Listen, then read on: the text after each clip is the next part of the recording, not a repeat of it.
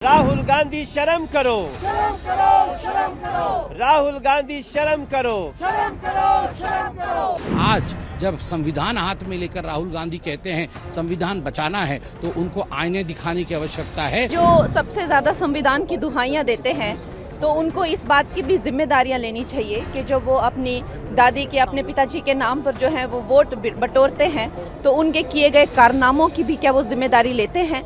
ये ऐसा समय था जो भारत के आने वाले समय में भी एक काले अक्षरों में लिखा जाएगा और मौजूदा और आने वाली पीढ़ी को इससे सीख लेने की जरूरत है।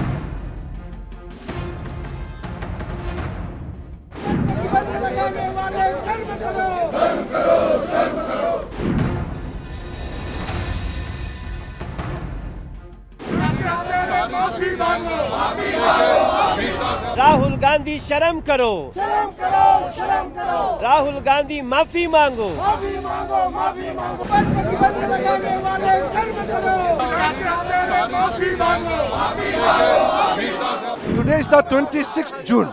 On this day, on 26th June 1975, early morning 6 a.m., then Prime Minister Srimati Indira Gandhi called emergency cabinet meeting and ratified post facto the single decision. Prime Minister took the decision alone.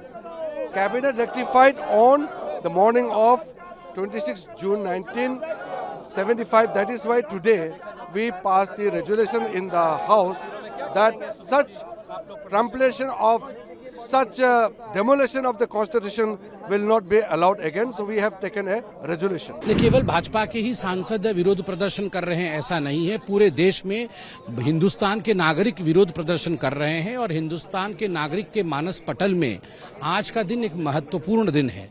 आज 26 जून 2024 है। आज से 49 years पहले आज ही के दिन 26 जून 1975 को जब देश जगी थी सुबह, तब देश को मालूम पड़ा था कि देश के ऊपर आपातकाल लगा दिया गया है, इमरजेंसी थोप दिया है श्रीमती इंदिरा गांधी ने।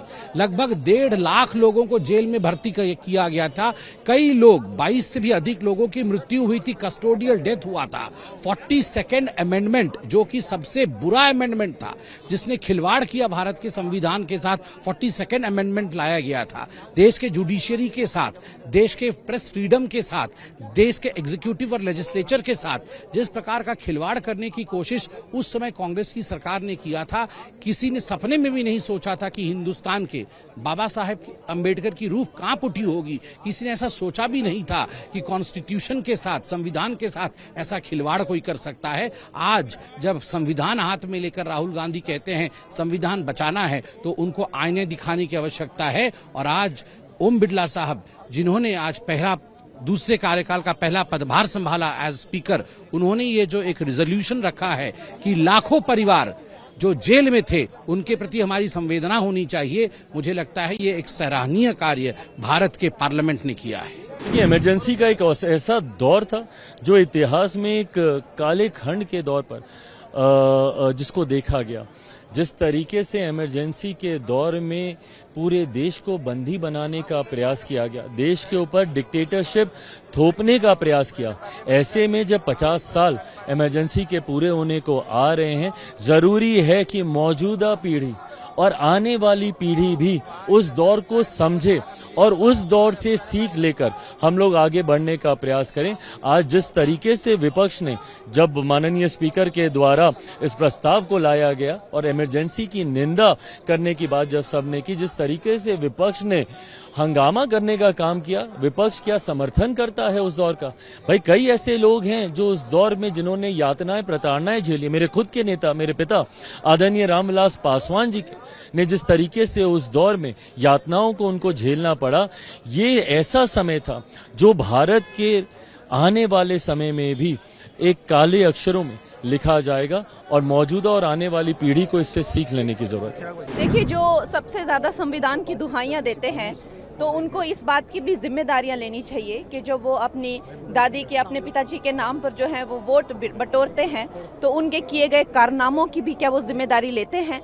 और आज जो संविधान की सबसे ज्यादा दुहाइयां देती हैं, ये भी जरूरी है कि उनका खुद का ट्रैक रिकॉर्ड वो देखें। संविधान की जिस तरह से धज्जियां उड़ाई गई हैं और जिस तरह से गला घोटा है इमरजेंसी के द्वारा और सबके संवैधानिक अधिकार जो है इन्होंने छीन लिए थे, वो सब भी हम बार बार दुनिया को याद दिलाएंगे ताकि इस तरह का खिलवाड़ जो है संविधान से के साथ दूसरी बार हो ना पाए। 6 सितंबर को जो है, आपको तो पता है मैंने हमेशा ही राष्ट्रवादी फिल्में बनाई हैं, चाहे वो मणिकर्णिका हो चाहे वो इमरजेंसी हो।